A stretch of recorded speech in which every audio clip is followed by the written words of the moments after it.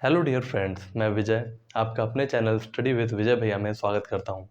दोस्तों, आज मैं आपके लिए एक स्ट्रेटजी वीडियो लेके आया हूं। ये strategy video RPF SI and constable के रिगार्डिंग है, जो कि बताएगी आपको कि आपको कैसे अपनी प्रिपरेशन को स्टार्ट करना है, कहां कहां से आपको पढ़ना है, क्या क्या स्टडी मटेरियल आपके लिए बेनिफिट होंगे। दोस्तों, जब भी कोई बंदा किसी पेपर में अपना नाम लाता है, पास होता है, रिजल्ट आता है उसका, तो वो कोई ऐसी कोई बहुत स्पेशल कोई स्ट्रेटजी नहीं होती है। हर स्ट्रेटजी के पीछे एक ही सूत्र होता है, कंसिस्टेंसी। अगर आप कंसिस्टेंट हैं, मतलब अगर आप लगातार अपनी पढ़ाई में जुड़े हुए हैं, चाहे भले आप दिन का 2 घंटा पढ़ रहे हैं, 3 घंटा पढ़ रहे हैं, इससे फ़र्क नहीं पड़ता, लेकिन आपको लगातार पढ़ना है, हर एक दिन पढ़ना है। चाहे संडे हो, मंडे हो, कुछ भी हो, आपने उस दिन में कुछ भी किया हो, कोई भी काम किया हो, लेकिन अगर आप अपनी पढ़ाई को टच में बना कर रखते हैं और हर एक दिन अपनी स्टडीज़ में बने हुए हैं, तो यही सबसे परफेक्ट स्ट्रेटजी होती है। लेकिन फिर भी हर एक सब्जेक्ट की एक स्पेसिफिक स्ट्रेटजी मैं आपको बताऊंगा, कैसे आप एक एक सब्जेक्ट को कैसे कैसे प्रिपेयर करेंगे, जिससे आपके नंबर अच्छे से अच्छे आ सकते हैं। आइए देखते हैं। दोस्तों, RPF assign constable total marks जो रहेंगे वहाँ पे 120 रहेंगे, और टोटल क्वेश्चंस भी 120 रहेंगे। मतलब एक क्वेश्चन 1 नंबर का होगा। टोटल टाइम दोस्तों हमको 90 मिनट मिलेगा। अब आपको मैं बता दूं, ये 90 मिनट बहुत नहीं है। जब आप वहाँ पे करने जाओगे ना, तो आपको लगेगा कि ये तो ऐसे चुटकियों में, मिनटों में ये 90 मिनट चले जाएंगे। तो अब इस 90 मिनट में हमको कैसे, क्या अपने पेपर को कैसे अटेम्प्ट करना है कि हम मैक्सिमम मार्क्स स्कोर कर पाएँ। तो आइए देखते हैं। सबसे पहले आपके पास 120 क्वेश्चंस है। ये 120 क्वेश्चन जो हैं 3 पार्ट में डिवाइडेड हैं। वो 3 पार्ट हैं आपके math, reasoning, GK, GS and current affair. ठीक है। अब इसमें आपके मैथ के 35 क्वेश्चंस रहेंगे, मैथ के 35, रीजनिंग के 35 एंड जीके जीएस के 50 क्वेश्चंस रहेंगे। दोस्तों, मैथ के 35, रीजनिंग के 35 एक बहुत ही बड़ा स्कोरिंग एरिया होता है, क्योंकि जीके जीएस में वो क्या पूछेंगे आपको कोई आइडिया नहीं है। कहीं से कुछ भी पूछ सकते हैं। करंट अफेयर में पुराने से पुराना करंट अफेयर पूछ लेते हैं, तो आप मतलब आप कितना पढ़ लोगे। एक लिमिट है, एक दायरा है, उतना ही आप पढ़ सकते हो। अगर उसके अंदर से आया तो आपने किया, अगर उसके अंदर से नहीं आया तो आपने नहीं किया। हालांकि सबसे कम टाइम पेपर में, सबसे कम टाइम जीके जीएस ही करने में लगता है। यहाँ पे सेकेंडों में क्वेश्चन आता है तो आपने क्लिक किया, क्वेश्चन नहीं आता तो आप वहाँ से निकल लिए। तो हमारे जो स्कोरिंग सब्जेक्ट है वो मैथ एंड रीजनिंग है, क्योंकि इसमें अगर आपने मेहनत किया, इसमें अगर आपने टाइम दिया, तो क्वेश्चन आपके सिलेबस से आएगा, क्वेश्चन आपके टॉपिक से आएगा। बस आपने अगर मेहनत करी है, आपको बनाना आता है, तो आप बना लोगे। तो अब मैथ के लिए क्या करेंगे, कहाँ से पढ़ेंगे, मैं आपको बताता हूँ। देखो दोस्तों, वैसे तो आजकल यूट्यूब पे सारा मटेरियल अवेलेबल है। अगर आप पढ़ने के इच्छुक हो, आपको कोई पेड कोर्स कुछ भी लेने की ज़रूरत नहीं है। आप यूट्यूब पे एक एक अपना जो आपका नोटिफिकेशन है उसमें प्रॉपर पूरा सिलेबस लिखा हुआ है, एक एक चैप्टर के नाम लिखे हुए हैं। आप एक एक चैप्टर, एक एक टॉपिक डालते जाओ, सर्च करते जाओ, उससे रिलेटेड जो भी वीडियो आ रही है उसको देखो, वहीं से सीखो। अगर आप मतलब ऐसा कर सकते हो तो। लेकिन अगर आप बहुत मेहनत नहीं कर सकते हो, तो किसी, जैसे आपके रोज़गार वित्त अंकित हो गया, और अड्डा वाले हो गए, और आपका पीडब्ल्यू भी बहुत सारे कोर्स ला रहा है, तो आप कहीं से एक कोर्स ले लो और वहाँ से आपकी पढ़ाई सिंपल हो जाएगी। अगर मेरे से पूछोगे मैं आपको क्या रिकमेंड करूँ, दोस्तों मैं आपको रिकमेंड करूँगा बुक। आप एक बुक ले लो। 2 बुकें हैं, एक एस डी यादव और एक आर एस अग्रवाल। आप 2 बुकें ले लो, और इन दोनों में से भी एक ले लो, कोई एक ले लो। और मैं उसमें भी प्रेफर करूँगा, अगर आप फ्रेशर हैं, अगर आपने अभी अभी अपनी पढ़ाई को स्टार्ट किया है और आपका मैथ बैकग्राउंड रहा है, नहीं रहा है, तो एस डी यादव सबसे बेस्ट होती है। क्योंकि उसमें हर एक चैप्टर में स्टार्टिंग में फॉर्मूलेज दिए होते हैं, हर एक टाइप के ऊपर एक उसका बेसिक एग्जाम्पल होता है, फिर उसके बाद उसके क्वेश्चंस होते हैं। तो अगर आप उसको करोगे तो आपको बहुत ही अच्छे से समझ में आएगा, और आपका बेस क्लियर होना बहुत ज़रूरी है। एक बार आपने एक आप ये भी कर सकते हो, जैसे आपने यूट्यूब से, आपको जो चैप्टर पढ़ना है आपने पहले यूट्यूब से पढ़ा, फिर उसको एस डी यादव से ख़त्म कर लिया, या फिर आर एस अग्रवाल से ख़त्म कर लिया। तो मेरी रिकमेंडेशन है कि आप यूट्यूब से भी एक टॉपिक को देखो, बुक से भी उस टॉपिक को कंप्लीट करो। डायरेक्ट आप पेपर में मत मत कूद जाना, सीधे एसटी देना, मतलब स्पीड टेस्ट देना मत स्टार्ट कर देना। आप पहले अपने आप को स्ट्रॉन्ग करो। जितने भी आपके इंडेक्स में, जितने भी आपके चैप्टर्स आ रहे हैं पेपर में, जो भी अर्थमेटिक के 12-13 चैप्टर हैं, आप उनको अच्छे से पहले कंप्लीट करो। 1 महीना, 1.5 महीना प्रॉपर दो, उसको कंप्लीट करो, और फिर उसके बाद आप टेस्ट पे जाना। तो सबसे पहले मैथ के लिए 2 बुक, आर एस अग्रवाल या एस डी यादव, और एक कोई यूट्यूब का आप फॉलो कर लीजिए। वैसे तो आपको मेरे चैनल पे भी बेसिक्स आपकी बहुत ही अच्छे से क्लियर करवा दूंगा मैं, आपको उसकी टेंशन लेने की ज़रूरत नहीं है। लेकिन फिर भी आप कोई भी एक यूट्यूब चैनल जो आपकी पसंद का हो, आप उसको फॉलो कर सकते हो। तो मैथ के लिए हो गया। और मैं आपको बता रहा हूँ कि मैथ में वहाँ पे आपको 35 आउट ऑफ 35 नहीं लाना है, और ना ये पॉसिबल है। बहुत कम बच्चे ऐसा कर पाते हैं कि 35 आउट ऑफ 35 आ जाए, लेकिन आप इसमें बहुत ही अच्छा स्कोर कर सकते हैं। मतलब अगर आप एक एवरेज स्टूडेंट है तो आप 35 में से 25 से लेके 30 के बीच में आपका बहुत ही आराम से स्कोर आ जाएगा, क्योंकि वहाँ पे क्वेश्चन बहुत ही हैवी नहीं रहेंगे। 5-6 क्वेश्चन रहते हैं फंसाने वाले, उनको छोड़ के आप प्रैक्टिस में अगर आप हैं तो आप 25-30 क्वेश्चन बहुत ही आराम से बना लेंगे। दोस्तों रीजनिंग की बात करते हैं। रीजनिंग के लिए ऐसा है कि आप अपनी नोटिफिकेशन को खोलिए, उसमें एक एक चैप्टर जो भी आपके टॉपिक्स दिए हुए हैं उनको यूट्यूब पे सर्च करिए, पहले उनको यूट्यूब से पढ़िए। इसके लिए मैं आपको पहले बुक नहीं रिकमेंड करूँगा, आप पहले उसको यूट्यूब से पढ़िए, समझिए, और कम से कम 1-2 टीचर का देखिए सेम टॉपिक। जैसे आपने ब्लड रिलेशन देखा तो एक टीचर का देखिए, फिर दूसरे टीचर का देखिए, और अपने खुद के नोट्स बनाइए। देखो दोस्तों, मेरे हिसाब से रीजनिंग में बहुत ज़्यादा टाइम देने की कोई आवश्यकता नहीं है। अगर आप लग जाओगे ना, तो आज से अगर आप अपनी तैयारी शुरू कर रहे हो तो 10 दिन में रीजनिंग खत्म हो जाएगी, पूरी खत्म हो जाएगी। क्योंकि रीजनिंग हम सबको आती है, बस रीजनिंग का मतलब है सोचने का तरीका। आप जैसे होता है ना, जैसे हम पहले पुराने ज़माने में पहेलियाँ पूछी जाती थी तो इंसान अपना दिमाग चलाता था, तो वही दिमाग आपको भी चलाना है रीजनिंग में। मेरे हिसाब से रीजनिंग सबसे पुअर सब्जेक्ट है, और ये सारे के पूरे नंबर देखे जाएगा। अगर आपने अच्छे से प्रिपरेशन कर रखी है, पूरे के पूरे नंबर देखे जाएगा। आजकल रेलवे की रीजनिंग में पजल का एडिशन हो चुका है, मतलब जो बैंकिंग की पजल्स आती थी वो अब इसमें भी आने लगी हैं, तो उसमें थोड़ा सा आपको प्रैक्टिस करनी पड़ेगी, क्योंकि वो लेंदी होती है। बाकी इसमें कोई भी ऐसा टॉपिक नहीं है जो आपको मतलब कठिन लगेगा या फिर आप नहीं कर पाओगे। इसमें कैलेंडर आएगा, क्लॉक आएगा, वेन डायग्राम बेस्ड क्वेश्चंस आएंगे, नंबर मिसिंग्स आएंगे, अल्फ़ाबेट्स मिसिंग्स आएंगे, ऑड इवन आउट आएगा। तो यही सारे क्वेश्चंस रहते हैं, बार बार यही आते हैं। आपको अगर एक ट्रायल लेना है तो आप प्रीवियस पेपर उठा लो, उसमें से जो भी रीजनिंग आई आप बनाने की कोशिश करो। आप सबसे पहले उसको करने की कोशिश करो बिना पढ़े। आप देखो कि आपका खुद का माइंड आपको कहाँ तक मतलब पहुँचा रहा है, कहाँ तक लेके जा रहा है। फिर आप, जैसा मैंने बताया, एक एक वीडियो लेक्चर देखते जाओ। एक ही टॉपिक के सेम लेक्चर 2-2 3-3 टीचरों से देखो, आपको खुद ही समझ में आ जाएगा। हर जगह कोई ना कोई टीचर कोई ना कोई ट्रिक बताएगा, और आपको वो ट्रिक अपनी कॉपी में लिख लेनी है, तो जिससे आपकी रीजनिंग बेहतर से बेहतर हो जाएगी।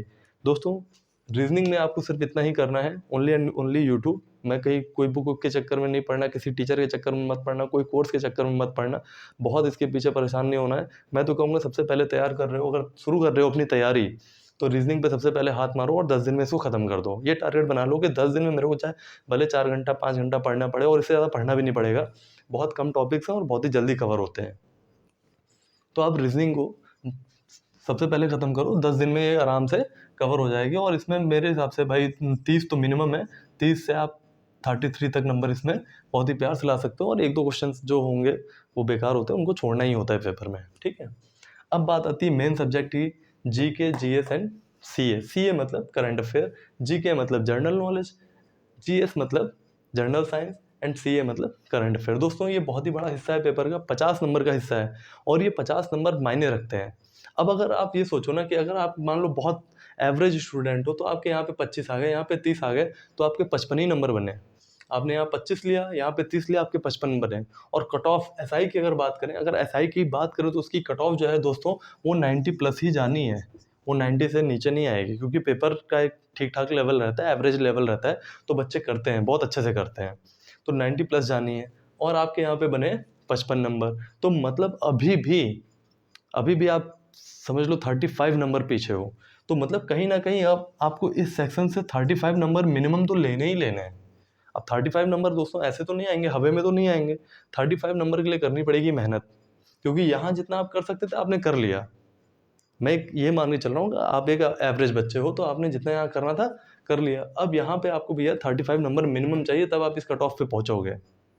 तो उसके लिए क्या करेंगे दोस्तों, अब उसके लिए मैं आपको बताता हूँ क्या टेक्निक होगी। सबसे पहले जीके के लिए दोस्तों सबसे बेस्ट होगी लूसेंट। लूसेंट बेस्ट है भाई। बहुत बार मैंने खुद इसको पढ़ा है, मेरे दोस्तों ने पढ़ा है, बहुत सारे पेपर क्वालिफाई किए हैं।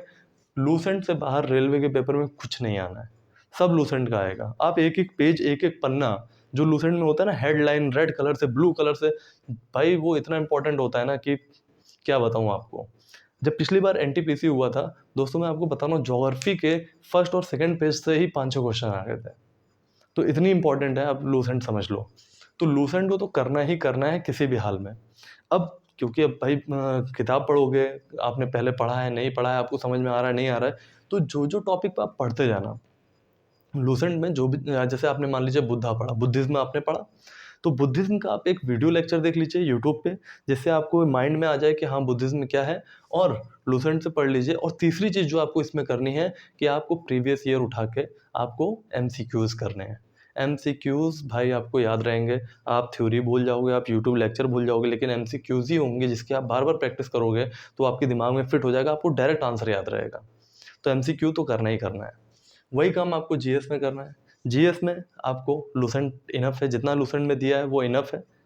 कंबाइंड वाली लूसेंट लेना, ये नहीं कि अलग से लूसेंट की जीएस उठा ली। जनरल साइंस आती है लूसेंट की अलग से, लेकिन वो बहुत हैवी हो जाएगी, उतना नहीं करना आपको। जो कंबाइंड लूसेंट आती है जिसमें जीके जीएस सब रहता है, वहाँ से आपको जनरल साइंस पूरी प्रिपेयर करनी है, और वही उसमें भी करना है। एक एक टॉपिक आप यूट्यूब पे सर्च करके आप उसका एक एक चैप्टर यूट्यूब से पढ़ो, वही लूसेंट से पढ़ो, और उसी के एमसीक्यूज बनाओ। किसी भी चैप्टर में आप ये 3 स्टेप ज़रूर फॉलो करना। आप पहले उसका चैप्टर यूट्यूब से देखना, फिर आप उसको अपनी बुक से पढ़ना, फिर आप उसका एमसीक्यूज़ करना। मैं आपको बता रहा हूँ कि एक बार करोगे ना तो आपका बस कंप्लीट, आपको दोबारा उस पे जाने की ज़रूरत ही नहीं पड़ेगी। मतलब वो इतने अच्छे से आपका कंप्लीट हो जाएगा कि आप दोबारा केवल एमसीक्यूज़ प्रैक्टिस करते रहो, स्पीड टेस्ट देते रहो, टेस्ट देते रहो, आपका हो जाएगा। अब दोस्तों आती बात करंट अफेयर की। करंट अफेयर में क्या करें? दोस्तों करंट अफेयर के 2 ऑप्शन हैं, एक तो बुक वाला है और एक यूट्यूब वाला है।